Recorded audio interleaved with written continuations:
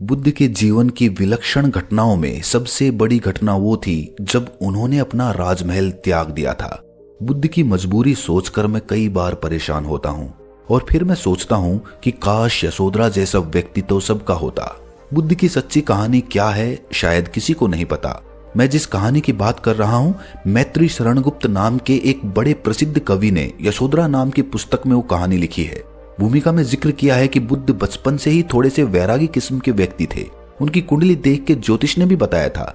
माता पिता बहुत परेशान थे। शुद्धोदन उनके पिता का नाम था। माता पिता ने बहुत कोशिश की कि इस बच्चे का मन विरक्त ना हो। अच्छा महल बनवाया, सारी सुख सुविधाएं दी। जैसे ही बुद्ध थोड़े से किशोरावस्था में आए, उस समय की दुनिया की सबसे खूबसूरत लड़की यशोधरा से उसकी शादी करवा दी। यशोधरा के पिता ने काफी परीक्षाएं ली बुद्ध की और वो सभी परीक्षाओं में पास हुए, तब जाकर शादी हुई। ऐसे नहीं हुई थी शादी। तो बुद्ध भी कुछ समय तक तो उस जीवन में ठीक तरह से रमे रहे। कुछ समय बाद उनको बेटा हुआ जिसका नाम राहुल रखा गया। अब बुद्ध की विरक्ति का भाव बढ़ता जा रहा था। 29 वर्ष की उम्र के आसपास ऐसा हुआ कि उन्होंने एक मृत व्यक्ति को देख लिया। एक बूढ़े को देखा, एक भिखारी को देखा, बीमार को देखा और विरक्त हो गए। और उनका मन करने लगा कि घर छोड़ दूं, ज्ञान की खोज में चला जाऊं। अब ज्ञान की खोज में जाए, उनको पता है कि भाई मेरी पत्नी है, मेरा बेटा भी है, राज्य भी है, कैसे छोड़ दूं? और छोड़ना जरूरी है। अंदर की आवाज है कि छोड़ो, तुम इस चीज के लिए नहीं बने हो, तुम्हारा स्वधर्म कुछ और है। बाहर की जिम्मेदारी है कि छोड़ नहीं सकते। मैं अनुमान करता हूँ कि शायद अपने पिताजी से कहा हो कि पिताजी मैं बहुत परेशान हूँ, छोड़ना चाहता हूँ। तो पिताजी ने समझा बुझा के मना किया हो कि बेटा शोभा नहीं देता, ऐसा मत करो।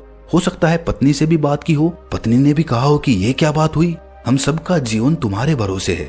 बच्चा भी है, अभी बिस्तर से भी नहीं उतरा, अभी तो चलना भी शुरू नहीं किया, तुम ऐसी बात कर रहे हो। इसका जिक्र इतिहास में नहीं मिलता कि ये बात हुई कि नहीं हुई। और एक दिन बुद्ध ने तय किया और वो आधी रात को पत्नी और बेटे को सोता हुआ छोड़ के चले गए। इसको बौद्ध परंपरा में महानिष्क्रमण कहते हैं, बुद्ध का अपने घर से निकल जाना। अब बुद्ध चले गए, लेकिन मैत्री शरणगुप्त यशोधरा के नजरिए से बुद्ध को देख रहे हैं। यशोधरा बहुत परेशान है। पति चला गया है, बच्चे का पिता चला गया, मजाक थोड़ी ना है। इधर राजा परेशान है कि उनका उत्तराधिकारी चला गया है। यशोधरा इतनी परेशान है कि बहुत लंबे समय तक छंद आते रहते हैं कि वो कितनी बेचैन है, कितनी परेशान है। लेकिन यशोधरा की सबसे बड़ी परेशानी इस बात से नहीं है कि वो चले गए, इस बात से है कि बिना बताए चले गए, भरोसा नहीं किया और अपनी सहेली से कहती है कि सिद्धि हेतु स्वामी गए। ये गौरव की बात है। मुझे गर्व है कि मेरा पति इतने महान काम के लिए गया है। सिद्धि हेतु स्वामी गए, ये गौरव की बात, पर चोरी चोरी गए, यही किया बड़ा आघात। सखी, अगर वो मुझसे कहकर जाते तो क्या वो मुझको अपने पथ की बाधा पाते? क्या मैं रास्ता रोकती उनका? उसके मन में ये मलाल है कि बिना बताए चले गए। ये भाव उसके मन से मिट नहीं पा रहा है, यही परेशानी है। फिर बुद्ध को ज्ञान मिला। 6 साल की तपस्या के बाद बोध गया में बुद्ध वट वृक्ष के नीचे ज्ञान प्राप्ति करते हैं। बात फैल गई। जो 5 शिष्य बुद्ध को छोड़कर भाग गए थे उनके बुरे वक्त में, उन्हीं 5 को बुद्ध ने सबसे पहले ज्ञान दिया सारनाथ में, जिसको धर्म चक्र प्रवर्तन कहते हैं। बुद्ध की ख्याति बढ़ने लगी थी। शुद्धोदन अपने बेटे के पास कई लोगों को भेजते थे, ये कहने के लिए कि भाई यहाँ भी आओ, हमसे भी तो मिलो। बुद्ध का ऐसा प्रताप था कि उनके पास जो भी जाता वो बुद्धम शरणम गच्छामि हो जाता, वापस ही नहीं आता। तो फिर शुद्धोदन ने बुद्ध के बचपन के दोस्त को ये कहकर भेजा कि भैया मैं जानता हूँ तुम वापस नहीं आओगे, पर प्रभावित होने से पहले बोल देना कि पापा याद कर रहे थे। उसने बुद्ध के पास जाकर दीक्षा तो ले ली, लेकिन साथ में अपना वायदा भी निभा दिया। तो बुद्ध ने कहा कि मैं पिताजी के पास अवश्य जाऊंगा। और वो अपने कपिलवस्तु, जो कि उनका अपना इलाका था, वहां पर पहुंचे। पूरे कपिलवस्तु में नेपाल सिद्ध हर्ष से नेपाल जाएंगे तो नेपाल बॉर्डर पर कपिलवस्तु है। आप भी जाइए उस स्थान पर जहां बुद्ध पैदा हुए थे, बहुत सुंदर स्थान है। तो इसके बाद बुद्ध अपने संघ के साथ रात के समय कपिलवस्तु पहुंचे और एक धर्मशाला में रुके। अब वहां पर हल्ला मच गया कि राजा का बेटा धर्मशाला में। बुद्ध ने कहा कि देखो भाई, मैं राजा का बेटा बनकर नहीं आया हूँ, मैं बुद्ध हूँ, बुद्ध बनकर आया हूँ। सुबह उठकर भिक्षा मांगने लग गए अपने पिता के राज्य में। पिता ने सर पीट लिया कि भाई क्या कर रहे हो। फिर बुद्ध ने सूचना भिजवाई कि मैं बुद्ध हूँ, बेटा हूँ, संयोग से हूँ, ठीक है, मैं आ रहा हूँ मिलने के लिए, पर मैं बुद्ध होकर आया हूँ। मेरी चर्या है, मेरा नियम है, मैं भिक्षा से ही जीवन जीता हूँ। फिर बुद्ध पिताजी से मिलने गए, सबसे मिले भरी सभा में, लेकिन यशोधरा मिलने के लिए वहां पर नहीं पहुंची।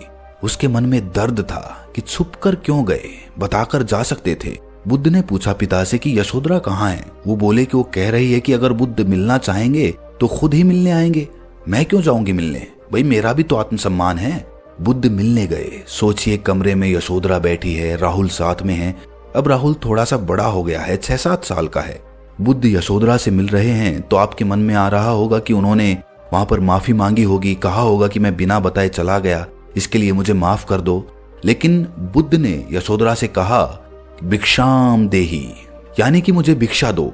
और यशोधरा कितनी महान महिला रही होगी, उसने अपने बेटे का हाथ बाप के हाथ में दे दिया। और ऐसा उदाहरण दुनिया के इतिहास में कहीं नहीं मिलता। यशोधरा कहती है कि चलो आखिरकार तुमने झुककर कुछ मांगा तो सही। उसकी जितनी ईगो थी, जितना अहंकार था, सब विलीन हो गया। अपने बेटे का हाथ बुद्ध के हाथ में देते हुए कहती है कि मैं जानती हूं कि तुम महान काम कर रहे हो, और जो तुम महान काम कर रहे हो तो मैं बीच में क्यों आऊंगी। मेरा पति महान काम कर रहा है तो मुझे खुशी होनी चाहिए, और तुम्हारी उस खुशी में मैं पीछे क्यों हटूं। बस मुझे भरोसे में लेकर जाते तो और ज्यादा खुशी होती। दोस्तों, एक पुरानी कहावत है कि नए आयाम हासिल करने के लिए पुराने आयाम छोड़ने होंगे। जब तक हम पुराने स्थान से नहीं हटेंगे तब तक हम नए स्थान पर नहीं पहुंचेंगे। बुद्ध चाहते तो अपने मन की आवाज को दबाकर अपना पूरा जीवन सुखपूर्वक राजमहल में अपने बीवी बच्चों के साथ गुजार सकते थे, लेकिन उनके मन की आवाज इतनी प्रबल थी, उनका स्वधर्म उनके मस्तिष्क पर इतना हावी था कि वो अपने पत्नी और अपने बच्चे को छोड़कर जंगल में तपस्या करने के लिए निकल जाते हैं। और आखिरकार तमाम विपदाएं उनके जीवन में आती रहीं, लेकिन वो पलटकर एक बार भी अपने राजमहल में नहीं पहुंचे।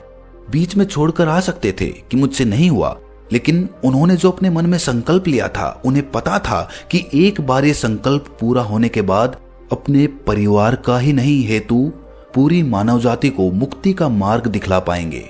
उनको मुक्ति के मार्ग पर हाथ पकड़कर अपने साथ आगे लेकर चल पाएंगे। और ऐसा हुआ भी। जो भी तथागत गौतम बुद्ध से एक बार मिल लेता था वो बुद्धम शरणम गच्छामि हो जाता था। चाहे वो राजा हो या रंक हो, सब उस संग में एक समान होते थे। और बुद्ध के समय में जितने लोग मुक्ति को प्राप्त हुए, आत्मीय आनंद को प्राप्त हुए, इतने लोग आज तक कभी नहीं हुए। वो एक महान क्रांति थी जो दुनिया को बदल कर चली गई। और इसीलिए आज इतने समय बाद, इतने सालों बाद, बिना कोई चमत्कार दिखाए बुद्ध इतने ज्यादा दुनिया में पूजे जाते हैं। सिर्फ भारत ही नहीं, अपितु चीन, तिब्बत और पश्चिम के कई देश बुद्ध को मानते हैं, उनकी शिक्षाओं का प्रचार प्रसार करते हैं। उन्होंने जो विपश्यना ध्यान विधि बताई, आज पूरी दुनिया में विपश्यना ध्यान के कई केंद्र खुले हुए हैं, जिन्हें हम धम्मसोटा के नाम से जानते हैं, जहां पर मानवता की भलाई के लिए लोगों को सत्य का मार्ग दिखलाया जाता है, उनको वो ध्यान सिखाया जाता है।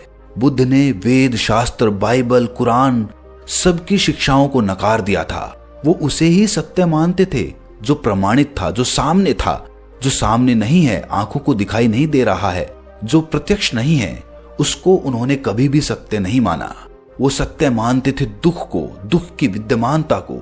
उन्हें पता था कि जीवन में दुख ही एकमात्र सत्य है, और मनुष्य जीवन के दुखों को दूर करने का मार्ग उन्होंने खोज निकाला, जो कि उन्होंने अपने तक ही सीमित नहीं रखा, बल्कि पूरी दुनिया में उसका प्रचार प्रसार किया। सम्राट अशोक का हृदय परिवर्तन होने के बाद उन्होंने बुद्ध की शिक्षाओं को ही अपना लिया, और इसके बाद बुद्ध की शिक्षाओं का प्रचार प्रसार उन्होंने अपने पुत्र व पुत्री के साथ मिलकर पूरी दुनिया में किया। बुद्ध ईश्वर को नहीं मानते थे। उनका मानना था कि कर्म ही प्रधान है। जो कर्म हमने किए हैं उनको कोई ईश्वर बदल नहीं सकता है। तो फिर ऐसे ईश्वर की पूजा क्यों की जाए जो हमारे कर्मों को बदल ही नहीं सकता। और अगर कर्म ही प्रधान है, कर्मों पे ही सारा भाग्य लिखा होता है, तो फिर भगवान को माना ही क्यों जाए। फिर तो कर्म ही प्रधान हुआ, कर्म की ही पूजा करनी चाहिए। और इसीलिए बौद्ध धर्म आज पूरी दुनिया में सबसे ज्यादा फैला हुआ धर्म माना जाता है। दोस्तों, अगर आपके मन में कुछ प्रश्न है या फिर कुछ बताना चाहते हैं तो कमेंट सेक्शन में जरूर बताएं। हम आपके कमेंट्स को पढ़ने की कोशिश करेंगे और उनका जवाब देने की भी कोशिश करेंगे। और अगर वीडियो अच्छी लगी तो इस चैनल को सब्सक्राइब करके नोटिफिकेशन बेल को जरूर प्रेस करना, क्योंकि तभी आपके पास सबसे पहले वीडियो पहुंचेगी। तो मिलते हैं अगली वीडियो में, तब तक के लिए अपना ख्याल रखें।